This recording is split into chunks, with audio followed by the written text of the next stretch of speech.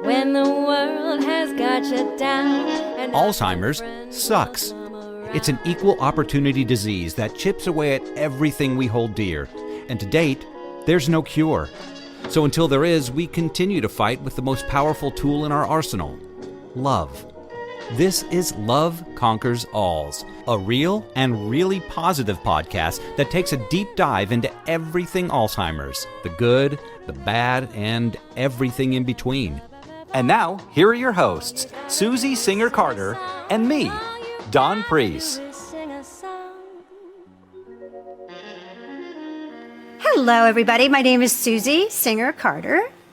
And I'm Don Priest, and this is Love Conquers Alls. Hello, Susan. Donald, it's almost Yes. your birthday. I know. It's almost Donald's birthday. It's coming up right around the corner. But, of course, by the time they hear this, it will probably be next birthday. So I know. No, but it's very soon. I'm fine with that. You know, I've been through a few. Yeah. Okay. Yeah. No, I'm excited because it means that, maybe there'll be a nice dinner involved. Yeah, and I'm not dead. I'm still alive. I've done that part. And so, yeah. And it's That's just, what my mom it's would a say. win. My mom would say, "Oh, yeah, I'm alive. The alternative sucks." Exactly. So it's all good. It's all good. And well, I'm celebrating because I'm not alive. doing... Yeah, I am too. I'm celebrating because I'm not doing this episode from bed like last one. And that's another celebration. We go for the small things these days. I can actually stand and sit and walk, all those fun things that we take for granted. We're talking about backaches, you guys. That's what we're talking about. Talking about back problems, which suck because when you have your back is out, that's it. You cannot do. You don't even realize how much we depend on standing vertically. And sitting. Yeah. I couldn't sit. Yeah. And laying down wasn't a picnic either. So, No, it's not. It's not fun. On the mend. It's not a party. As they say. On the mend, which is good. Then I don't have to be a caregiver for you anymore. Exactly. I didn't mind. Love conquers all. It was fine. So what's happening? What's going on? What's the word? So nothing exciting to talk about. I can't. Wow. I was about to say something and I was like, I better censor that. I'm not going to say that. I can't. I was going to go for a download bitch section, but I don't think I should. No. No. Although people might like it, but no. Just That'll be the other podcast. Yeah. Yeah. Suffice it to say, the entertainment industry from time to time is not the most lovable. Let's put it that way. It's not so much. Yeah. Sometimes you get a little thing in the back that owie, and you have to pick yourself up and go, wow, I didn't expect that to happen, but thank God we have our caregiving community, which is very consistent, to say the least, and actually have their priorities in better order. I'll say that, For the most part. Yeah, exactly. For the most part. But no, everything's good. I just read a fantastic book that I want to recommend to people called Inflamed, which is written by these two journalists from Northern California who recount in such a dynamic way the fires that occurred a couple of years ago up in Sonoma, California. And there was a whole debacle of these two assisted livings, these high-end assisted livings that just abandoned the residents and left them there. And without, any thought to them, just went and left. And if it weren't for these heroes, these family members that went to go get their own loved one to make sure their loved one was okay, who actually stayed and rescued everybody, it would have been the most incredible, horrible disaster. I mean, anyway, the point is that it's so, it sounds horrible, but it's so, it really will give you hope about of people and their ability to step up when necessary, and it's really it's an exciting book, believe it or not, and yeah, I highly recommend it, especially if you're a caregiver. Get to see the insides, the sort of politics of what goes on in our industry, in terms of the industry of assisted living and long-term care, which is, as we know, not the most how do I say that nicely, Dawn? They're not the most. It's impossible to say it nicely. No, they're corrupt for the most part. Let's say they have sometimes ulterior motives. Yeah, a lot of ulterior motives. There's a lot of greed that's entered this industry, and that's why we do No Country on for the Old corporate People. level. Yeah. And the corporate level. So, that's no shade on the people that work there or the residents or anything, because everybody, except for the people making a lot of money, are victims of the whole bad, broken system. So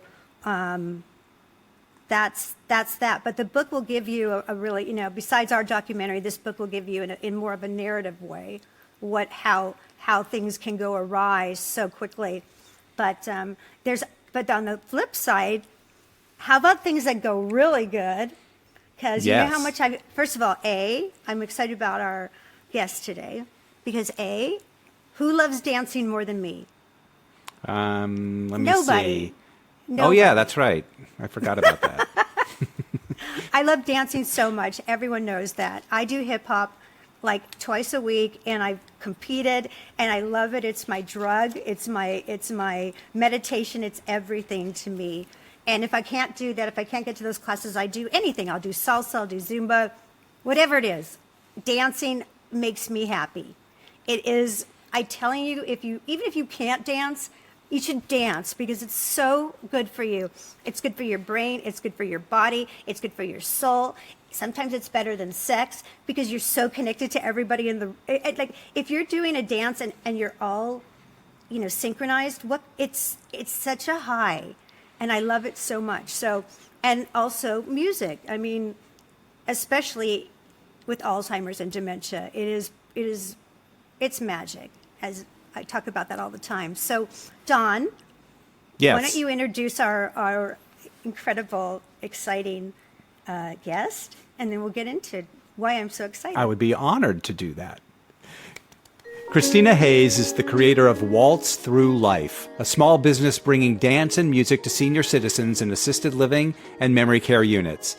For the past 15 years, she has witnessed firsthand the powerful healing benefits movement and music have on seniors living with physical challenges and early advanced memory loss. Kristina believes dancing to music is a shortcut to a person's heart and a miracle medicine for Alzheimer's and dementia. It's a fascinating subject. We can't wait to hear more, so let's not wait anymore and say hello to Kristina HAYES. Hello, Kristina. Hi, thank you for having me. Thank you for coming here. We look like Charlie's Angels. We have the blonde, the red, and the silver. Oh, there you go. I love it. Nice to have you. So, Don, I have to ask, you were laid up. Did you hurt your back? Oh yes. I had we drove back from a conference in San Francisco, and it took us about 10 hours. Got home at 2 a.m. and decided to carry 4 things of luggage up 4 flights of stairs. And the next day, it was the worst I've ever felt in my life. Completely incapacitated. I'm so sorry. Yeah. I had shoulder surgery a year ago, so. Coming off the pandemic and then having the surgery and healing, I'm finally getting back to the work I do. But if you can't move your arms, it's or I had to heal properly, which was just staying put. But yeah, it's challenging.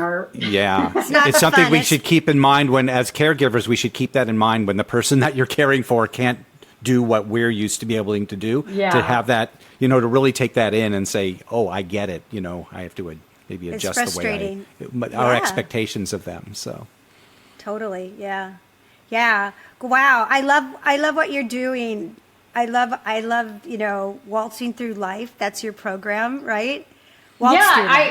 Waltz through life. Yeah, I had my business started 20 years ago after a divorce, and I was like, oh yeah, I should probably get a job because I'm an actor, and I did that all through my 20s. But I was starting to feel like I don't know, maybe I'm gonna need something else. And the only thing that I had done other than acting was teaching beginner ballroom at Arthur Murray. So I knew how to teach a ballroom program, a beginning ballroom program backwards and forwards. And so I came up with the idea to teach wedding couples their first dance for their wedding. And that's where Waltz Through Life initially came from.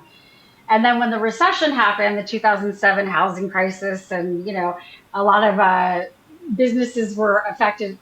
Definitely a business like the wedding industry just kind of collapsed. And so people weren't wanting to spend money on first dances anymore. And I was like, I don't know where to take my dancing. And then I just had the idea to go into assisted livings. And so Waltz Through Life still felt like a relevant name of my business. So I kept it, and I just transitioned into that world. That's amazing. Wait, so you didn't have any family or loved ones in an assisted living or long-term care? Nothing. No, but I grew up. My grandmother worked in an assisted, or she worked in a lot of group homes when I was a kid, and she would pick me up in a bus on Saturday mornings and take me to all these places. And so she worked at, I guess, the equivalent of assisted living. It didn't, in my memory, but I was very young. They didn't look like the places that I work now, because now it looks more like a kind of hotel, or like a Marriott residency. Right. Yeah. So I had worked with seniors that way, but no, otherwise it just kind of came to me. I was like, all right, let's try that. And that's so interesting, because not many people would default to that, to go, hey, I'm going to go teach seniors how to dance. It's so incredible. Well, you know what? I think I will say that. So you come from hip hop, and my ballroom is my only background, and social ballroom specifically. So I didn't, what you see on Dancing with the Stars, that's, international ballroom, and that's competition style. Social dancing in general, and I do all kinds of social dance, swing, salsa, anything that tango, anything that's social, which is just having fun, which you guys said, even if you don't know how to dance or you're not good at it, and that's the kind of people that social dancing attracts. You can get very good, the more you put into it. But I started doing that when I was like 17, and I was very young in the social ballroom world. So I was always like the youngest person. And I just always got along with people older than me. I just had an affinity to them, and I've always loved, I always felt like I was born in the wrong time. So, it was like, I walked into a ballroom, at 17, and I thought, oh, I found my people. Yeah, that's so great. I was watching your video on your website of you dancing with the chair dancing. Yeah. And I so relate to that, because I can't, I did so much chair dancing when I would go visit my mom, because they'd have like a musical guest there, entertaining, and I'd just come out and start dancing with the people in chairs, and they loved it so much. Yes. Yeah. My first experience teaching a chair dance class, I was totally by accident. So I started, when I was promoting Waltz Through Life for seniors and assisted livings, I started promoting socials, like dance socials. So I would get hired for Christmas parties, and so it was like a slow build, and I started developing relationships with different chains. And then once you get in one, then, they'll hire you at another. And then someone had said, like, oh, this would be a great class. It was actually Belmont Burbank. Belmont Village in Burbank. And so when I walked in to do the class, as opposed to a social where I'm like a dance hostess, like, hello, everybody. And, I bring the fun and the music, and I go around and dance with people, but also, sit in my chair a little and get just what you were doing with your mom, and facilitating the dancing, getting it going. And so when I got asked to do a class, I walked in and everybody was in wheelchairs. And I was like, oh, okay. I wasn't expecting that. So I just improvised. I come from an improv background as well, a comedy improv background, which has been very helpful working in this Yes, it field. is. Me too. It's good to have a sense of humor, to think on the fly, and just to be very in the moment, especially with people with advanced memory loss, Absolutely. and cognitive, Decline. decline. Yeah. So I walked in and everybody's in a wheelchair, and I thought, all right, well, I'll join them. So I just sat in a chair and I put my playlist on, and I just took, a step or two from each dance, like a cha-cha, and I did the cha-cha step, and I came up with some arm movements. And that was the birth of my ballroom inspired chair dance class. And so, and that was with Circle of Friends, which is a group with early onset dementia at the Belmont Right. Village, which is a great thing because it's a way to stay integrated in the community. And yeah, I did that for years, and then I just started doing chair dance class everywhere. And then when I got asked to go into the memory care units to do it, it became my favorite thing, and it became its own thing. So it was like a mix of chair dance and one-on-one dancing and music therapy, sing-alongs. It was just always whatever it became in that moment. Right, It wasn't right. anything you could plan. It was just, and still to this day, it's my favorite. My favorite work that I do is working with people with advanced dementia.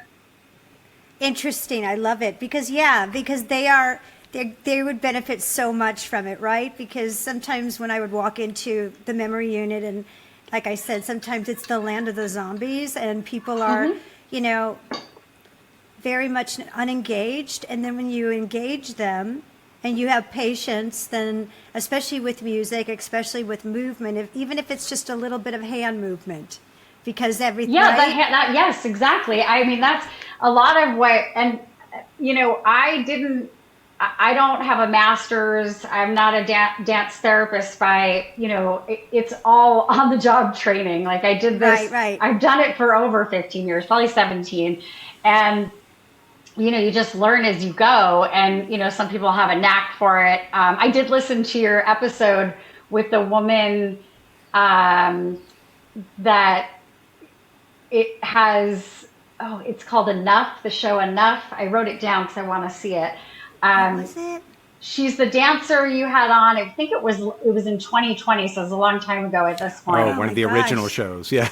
Okay. Yeah, Okay. was it one of the original? Yeah, she was fantastic. And I was like, oh, she gets it. Like I think some people just kind of have a knack for it. And yeah, a lot of it is touch therapy too. Like especially coming from a ballroom world. I mean, I'm used to holding people when I dance or being held. And so it's about holding people to music too. And it's they're between what the music is doing to their brain and lighting it up, and then you've got the limbic system working, and it's like you're motivated to snap or clap. And so I'm just doing really simple things with them, and it's like you see people, like you said, people that look like zombies, really. I mean, and suddenly they're alive and they light up, and it's magic. And I'm like, oh my God, it's so powerful. It's like, it's my experience. And it's one of the things that I hope to, because I've been doing this so long, and I fell into this totally by accident. I never thought I'd be doing this work, but if I can bring a message to it in some way, it's that I have been more moved by people at the end of their life with dementia than anybody in my life. It's been very spiritual for me to see that that that the spirit is still there and still alive, and sometimes the way you experience that with people who don't have all the details that we have about who we are, it's like the bio all the noise, that defines all the us. noise, all the noise, all the noise. Yeah. And it's the things that we are driven by and we can't help it. It's the things that I will get me down the most, that, I should, on my bio, I should have had this. I didn't have kids. I didn't, and all this. And it's like, you see, then I'm with these people dancing and it's just pure light. And I'm like, oh, none of that matters. And like, I know. And I follow a lot of things on Instagram and about dementia and Alzheimer's, and it's so often most of it is very sad, and I'm like, man, you got to come with me, like you got to come dance. They're my favorite dance partners. Like it's, right. It's life. It's about life. I'm with you 100%. I say that all the time. Like it was so much fun for me to go and really experience that. Like it's the epitome of Zen, right? So that you are, yes, absolutely, you are in the moment, and like, and it really takes on just the basics of life. Like, it's about respect. So like, if I'm going to go touch someone, I'm going to go, hi, do you want to dance with me? I want to dance with you. Asking, and they're going to say absolutely. no or yes, right? And then they're going to, and if they don't like it, they're going to tell you they don't like it. If they love it, they're going to tell you, I love this and I love you. Let's have sex. Yes. Oh, yeah. Oh my God. I love when I get heckled. I'll have over the years. I mean, there's some of my funniest stories. I'm like, oh, this one does not like me. And it's, but it's the honesty is refreshing. It's so refreshing. It's so refreshing. It's like babies and people with dementia. There's no BS. And animals, There's right? No BS, right? It's like, my mom would look at somebody that, like, my mom, full of decorum, but as her, disease progressed, she'd go, somebody would walk by and my mom would go, wow, she's got a big behind on her. Oh, I go, Mom, she can hear you. She goes, I'm just saying, it's the truth. And oh yeah.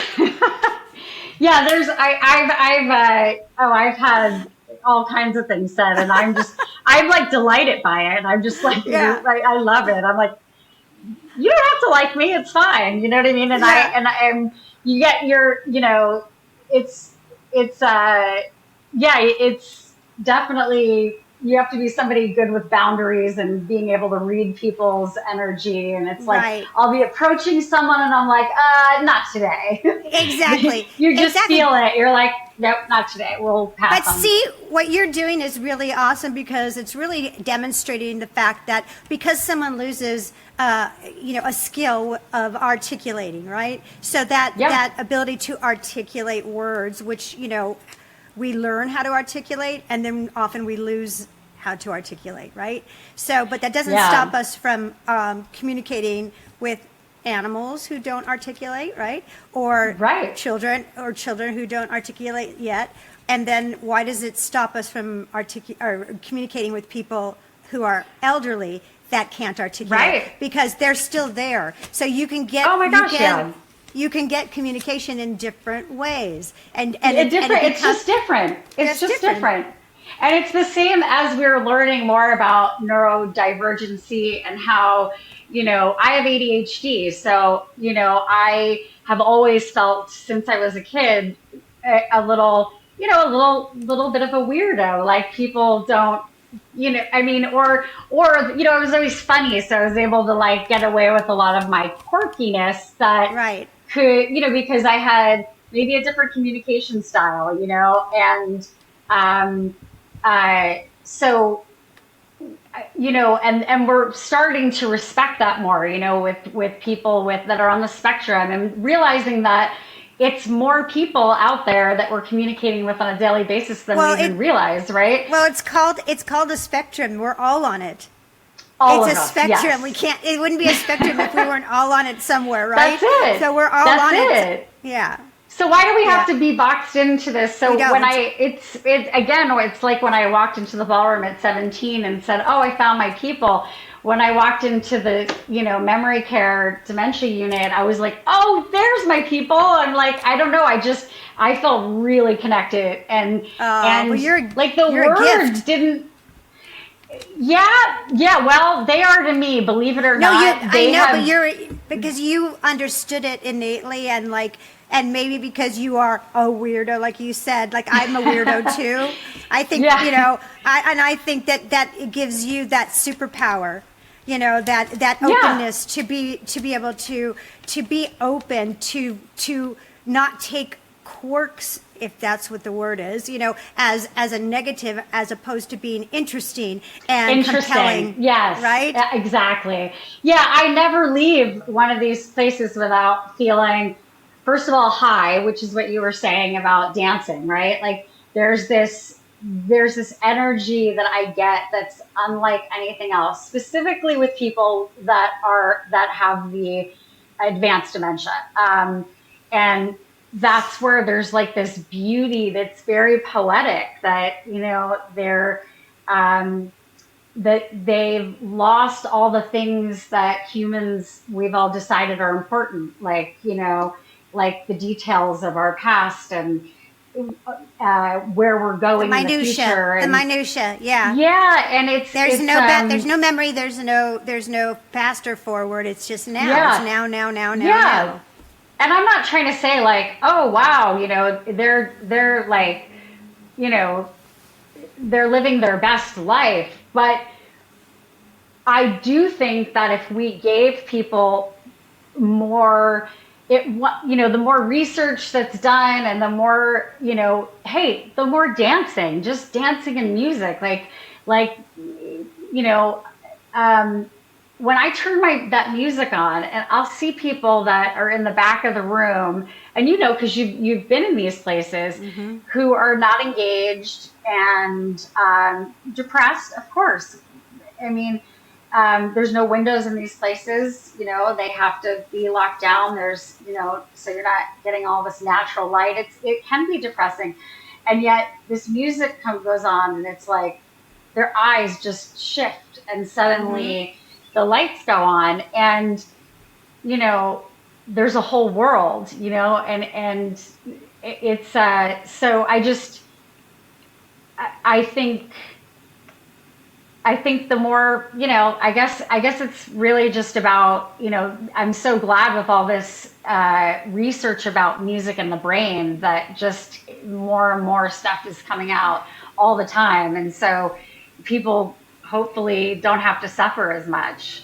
Right. So I wondered when you, go ahead, Suzy. I was just going to say, just to go back to the point that you said about them living their best life. Maybe they are living their best life. Maybe they are. Because once my mom crossed over the bridge, where she was fighting Alzheimer's, and she just accepted it and surrendered. She was a happy chap. I'm not saying everyone is. I agree, Suzy. But I mean, sometimes it can be liberating to go, I'm in my last chapter, whatever it is, and I am, like when I would say to my mom, like I said earlier, "How are you today, Mommy?" "I am great. I'm alive. The alternative sucks. What's to eat?" Right? I mean, everything is very down to basics. Simple, yeah, yes. We'll be right back. I'm Peter, owner of Peter's Fan Photography, and I want to talk to you about something important: preserving memories. Time moves quickly, and before we know it, those we love may no longer be with us. For the last few years, I've taken complimentary professional headshots of seniors in a local retirement home, helping families capture the essence and personality of their loved ones through beautiful photos. I've seen firsthand how meaningful these images can be. When I photographed my own parents, I realized how powerful it is to have these lasting memories, photos that capture smiles, stories, and the unique spirit of the people we care about most.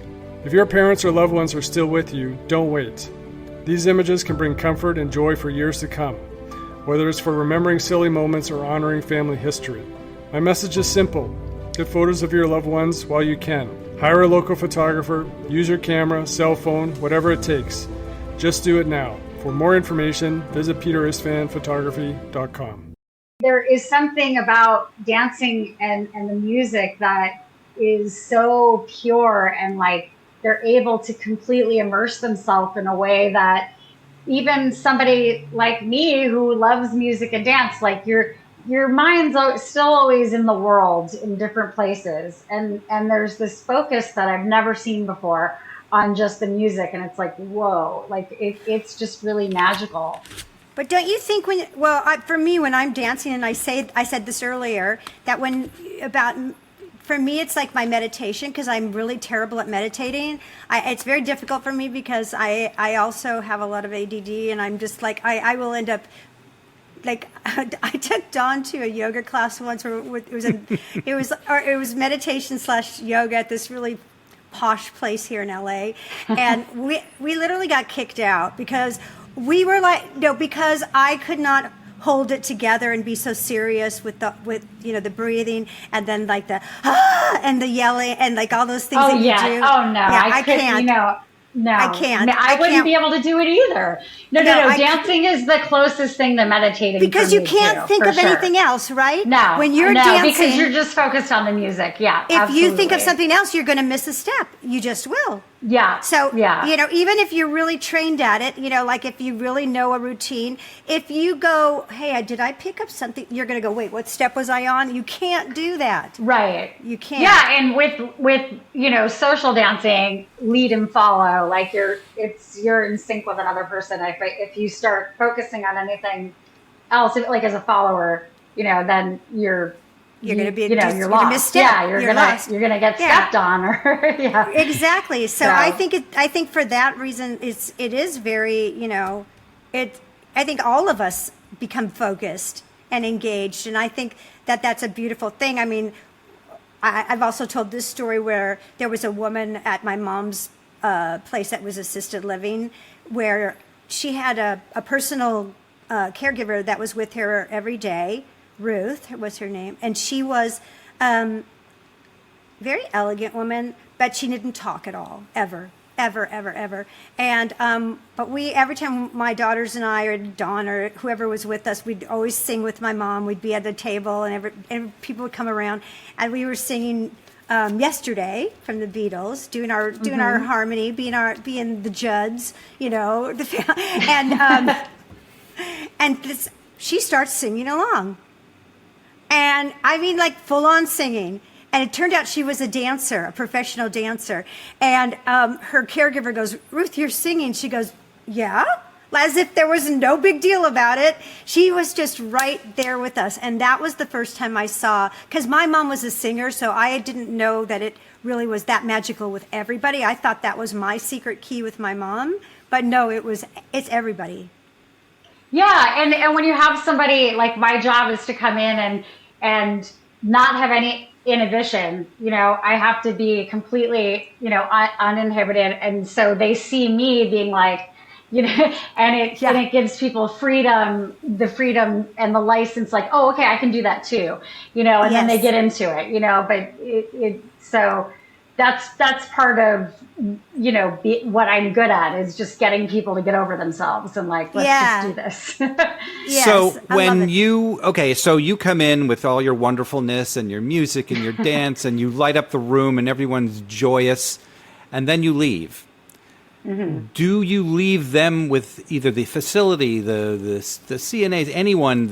What do you know stories of them doing anything in the world of the dance that you just showed them, or anything once you leave, when you're gone? Or is it just for the time? And if not, how can we make this part of their lives when the one person, are not there? That's a great question. And no, when I get hired with a new activity director, and a lot of times people have big ideas about what you're going to be able to do with people. Like, oh, would it be great if it culminated in this performance? And that was something recently that happened to me. And I just go along. It's like, yes, and like, okay, sure, we'll do that. Yes, yes, but like, I know that they will get, if they drop in, and they'll get in time, that that's not where people are at, so like in terms of performance, I mean, that's an idea that I'd love to be able to try to do with people. But that being said, I hope that I always say keep dancing, until next time, until I come again, keep dancing, and it's something that I used to say to people before class, in like my chair dance classes, who has music in their room? You would be surprised how many people did not have CD players. And I say CD players because, that is what a lot of these people would have had pre-pandemic. So when I've been doing this work a long time.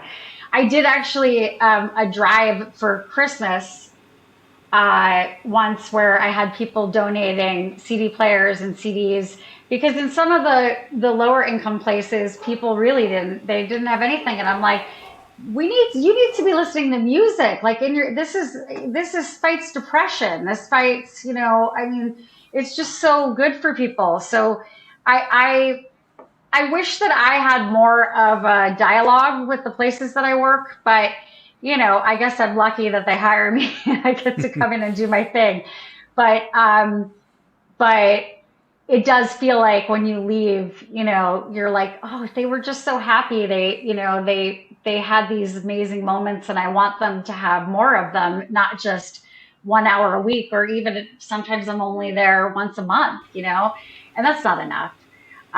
This needs to be feel like it should in be people's every lives day. all the time, right? Right. I feel like it should be every day because, for me, if you said you want to go to a bodyworks class or a dance class, I'm going to choose dance.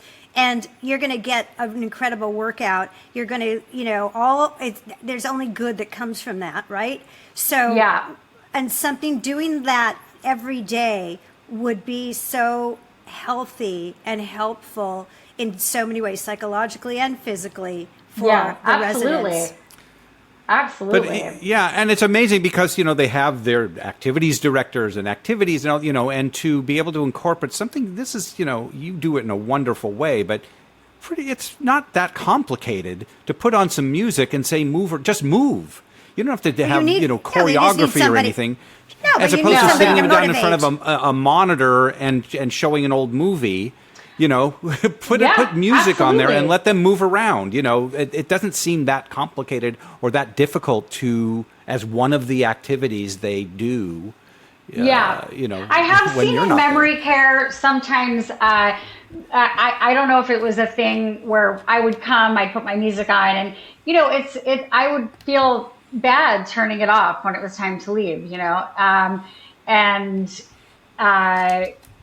So I did start to see aides. I probably mentioned it to a few different people, but like, why don't you keep the music playing? So then they would have their own music that would come on when I left, because I didn't want there to just be, back to, the silence, at least until, let's say, they go to dinner, you know what I mean? Like, I have thought, of putting it in writing, in a living will, to if anything happens to me that is any kind of cognitive thing, whether I have an accident or I end up with dementia, please make sure good music is playing most of the time. Maybe not all the time, give me a break, but because I just know that it's the benefits of it.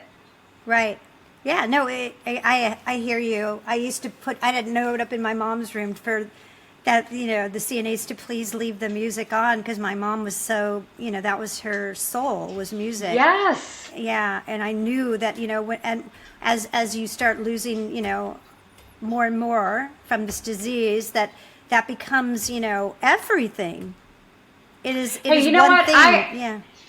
I would say, I'm somebody, I have a history of depression. I'm not ashamed of that, and in some of my darkest times with it, when you're trying to find, hope, and music for me has always been like in the times when I really felt like I don't know, I don't have a lot of purpose, or I don't have a lot of, something to get up for. And, and this is, over the years, and, we have highs and lows, rises and falls, which is why I love Entrances and Walks Through exits. Life, Yep. the name of Entrances my and company. exits. Yeah. And so, but I will listen to a piece of music and go, I'm glad I'm alive for this. Just this piece of music, I got to hear it. And I get to hear it as many times as I want to play it in this lifetime, and just music is really important to me. And I think that some people don't even realize how important it is until, they do get older. Yeah. And other things are gone now. And then you put a piece of music on and it's like, you just see this joy take over them. And It's brainstem. It's eating is one of those joys that we don't lose until, we're on death's bed, doorway, really. And then, and music, is forever. You'll never not. Music is the last sensory that the brain, it's the last to go. So, if you lose your language, all of it, you still can enjoy music. And it lights up more regions of the brain than any other sensory. So they're doing all kinds of studies now, like learning that, studying that how a specific kind of music could actually be the right medicine for this particular disease, like MS or Parkinson's. Of course, yeah. And then of course there's just music that was the other reason that I think I always fit into this world, because being like an old soul, I love all kinds of music, but I definitely have always had a lot of knowledge about, older music, like big band music, and being from the ballroom world too. So I kind of know the hits that, like that get them going and that light them up. And they know, and people I have seen who absolutely, like, they don't talk anymore. They don't have language anymore. But what music does is it brings that back for them. They'll know every word to a song. Yep. And I'm sure you've seen this, Suzy. Yeah. Yep. And with your mom. And then, they'll have little moments where they speak and say something really profound. And I'm like, wow. It was like the music, was the medicine that, it's the key. It's the key that Mm-hmm. opens the door. That's what I always said with my mom. If I was patient enough and sat there long enough and sang my heart out, because I would go and do my dog and pony show, always with my mom as she was declining, and it always woke her up, and I tell this story all the time, but 3 months before she died, and she hadn't talked, for months, and she just stopped in the middle of me doing my show. And her just leaned forward and said, "I love you," just clear as day, as she always ever did. Isn't it? Yeah, I actually was looking at your Instagram. I was stalking you last night, knowing I was going to meet you today. And I think maybe this was it. You had posted a photo of your mom, and I think it was, towards the end of her life, and you said something really magical had happened that day. And I don't even know if you shared the details, but I knew. I was like, oh yeah, that's, I haven't had a loved one, but I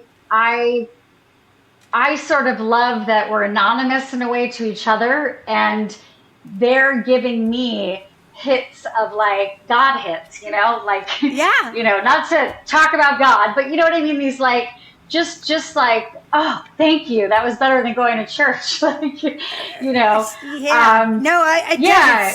I tell people that all the time, is that it's so satisfying. It fills your soul. And, and it's why I'm on a mission to make a change in the way we collectively think about our elder population, because we don't understand, and I'm not faulting people, but we don't understand, and we just devalue them, and we abandon them, which is devaluing yourself, because exactly. this is the last marginalized group that I say that it seems to be. I'm like, okay, aging will be next, but we're all going there. And so, when doing this work for as long as I have, and I work with, I've over the years worked with kids too, and they're magical too. But I'm like, I don't want to tell my friends with kids this, but I'm like, I look at little kids and I'm like, oh yeah, they're gonna get old one day. Like I'm thinking. I think that all the time. I think that all the time. It's like I didn't have babies of my own, but I dance with, I dance with all these people. They're just babies that got old, Exactly. And that's how I think it. I see that exact same thing. I mean, my mom became my daughter in a way, even though she wasn't. And I loved her so much towards the end, even more. And I always loved her. But there was something. Oh, what happened? Oh, What? Everything went white for a second.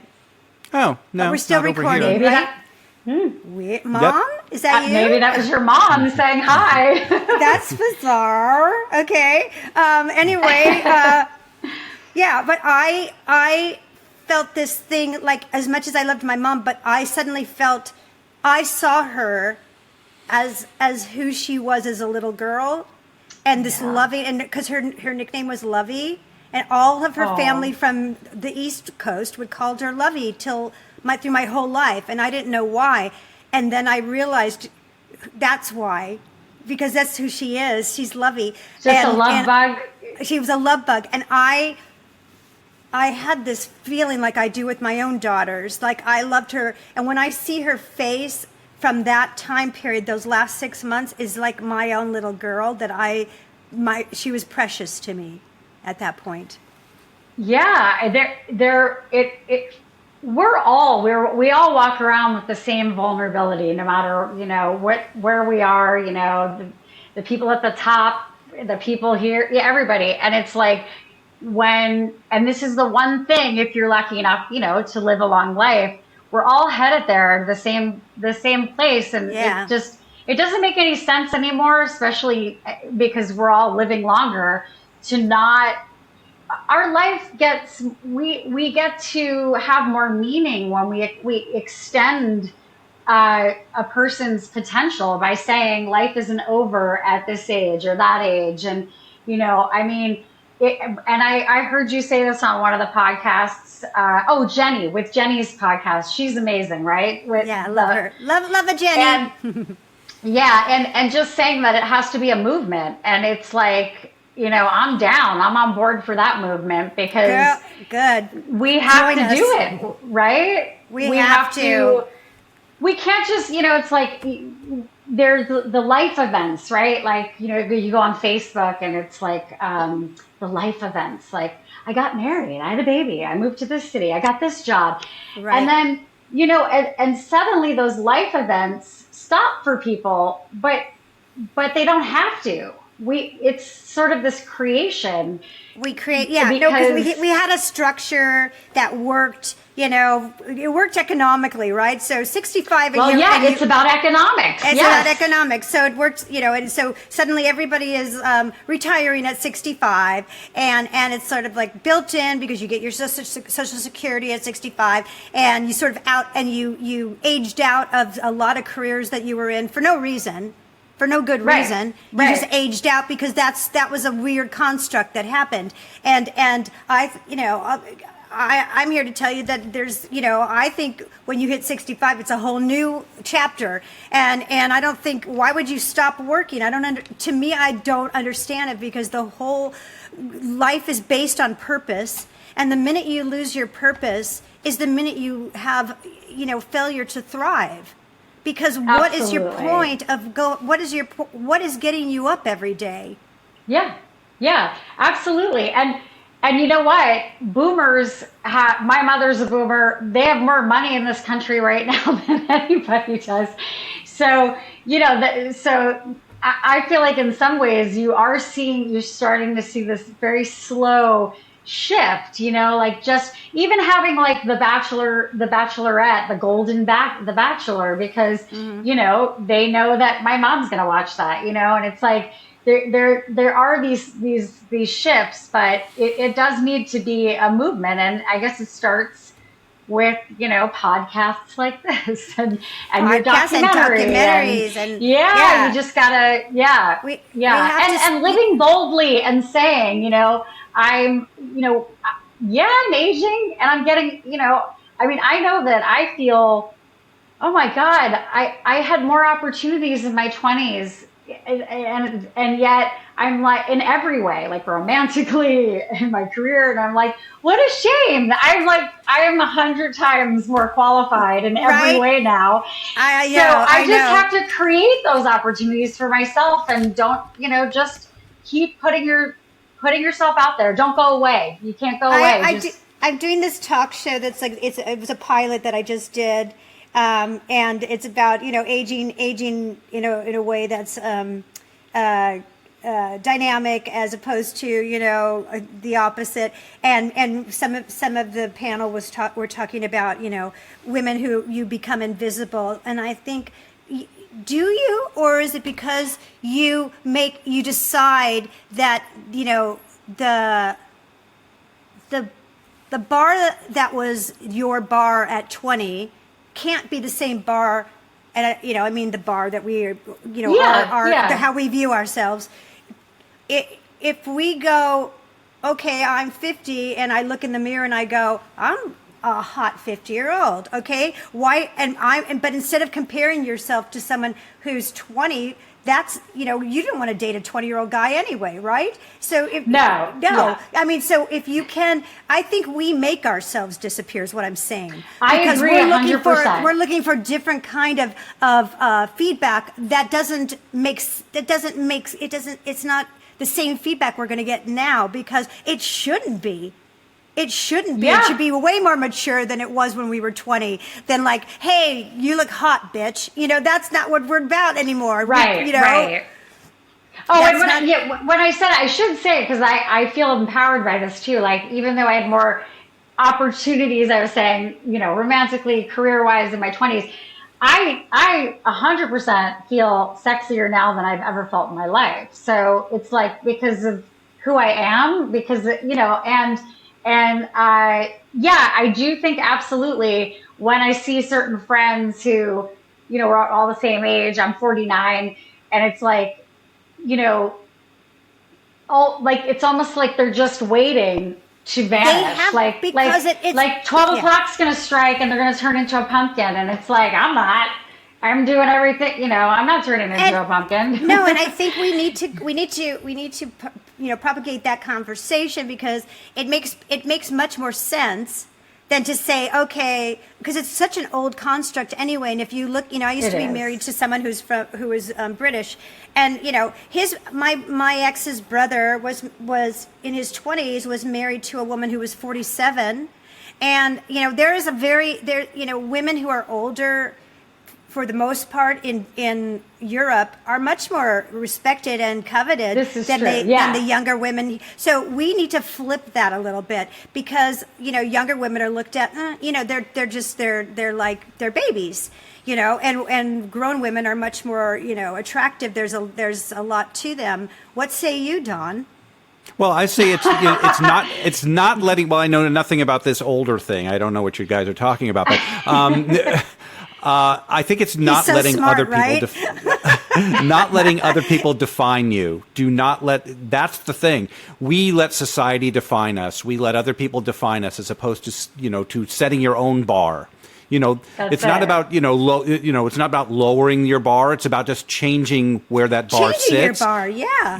Yeah. It's not about because we are so reliant on what society feels about us and what what our friends or somebody who's 18 years old thinks about us. It doesn't matter. You have to define yourself, and that's hard. It's hard because you have all these external elements that are coming in every day that you hear and see on social media, on television, and movies. You see, but you have to know who you are, and not be so hard on yourself.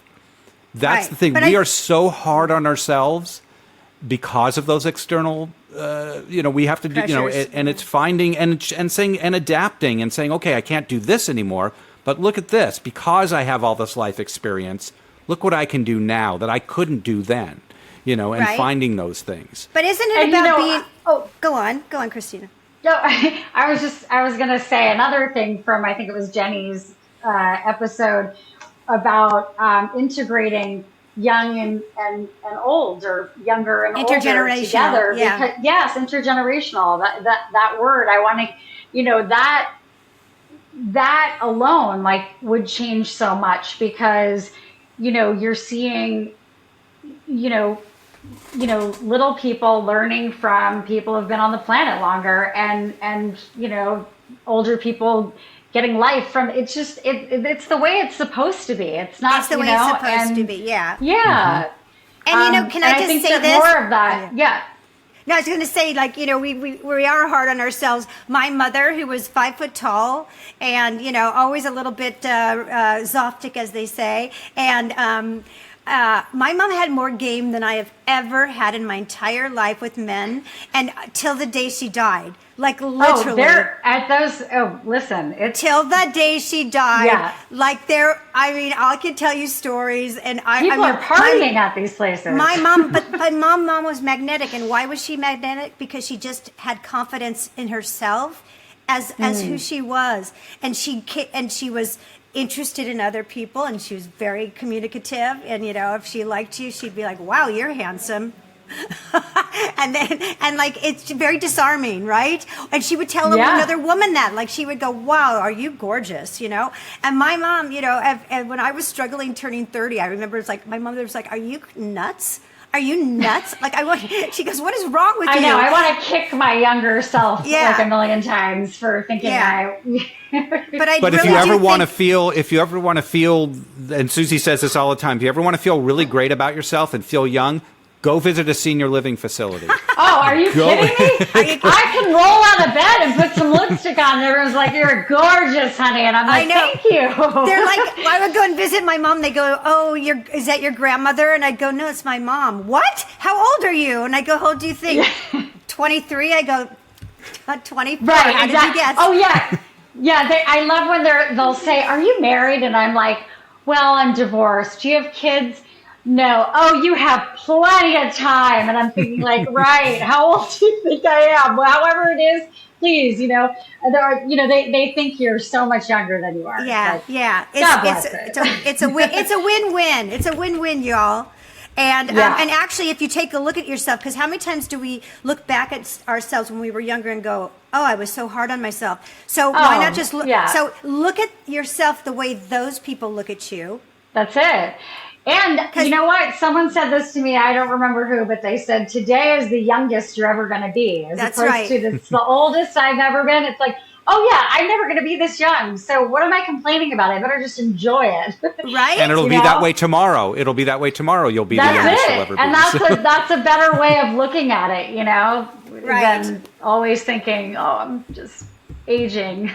Yes, exactly. But you're still the youngest you'll ever be today. All of us, right? Let's get into our Charlie's Angel pose. Charlie's Angels. And I'm going to say with that, it's all about music. It's all about dance. It's all about Kristina Hayes. Well, this was a great conversation. We enjoyed talking to you so much, and we love you. And that's why I we're love here. you guys. This is amazing. Thank you so much for having you're me. so welcome. Don, bring us on Absolutely. home. It's all about love. It's a big love fest here, and there's one reason really for is. that, and that's because love is powerful, love is contagious, and love conquers alls. We thank everyone for watching, listening today. If you like what you saw, or even if you just were okay with it, why don't you subscribe and share and all those good things? We'll have all of Kristina's information in the show notes, and we just got to say to everyone, don't forget to dance. keep on dancing. Keep on on dancing. dancing. Right. In the meantime, keep dancing. Dancing. Take care, everyone. Okay, bye. Bye-bye.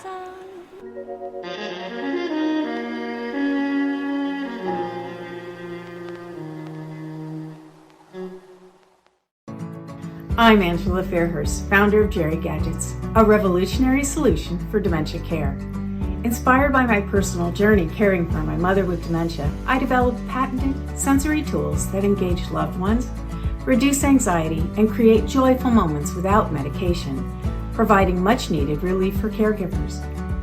Jerry Gadgets currently come in 3 silicone buckets with activities like flower arranging, shape sorting, and tactile fidgets, with more in development. Each Jerry Gadget is designed to stimulate the senses, fostering connection and communication, even at advanced stages of cognitive decline. Non-toxic, built to last, and dishwasher safe, Jerry Gadgets transform caregiving by promoting engagement, improving quality of life, and offering caregivers a respite from constant supervision. Discover how our innovative products can bring joy and meaningful interaction to your loved ones with dementia while easing the caregiver's burden. Visit jerrygadgets.com to learn more and start making every moment count. For a limited time, you can get 20% off your next order of Jerry Gadgets by going to www.ssww.com, Jerry Gadgets for Dementia.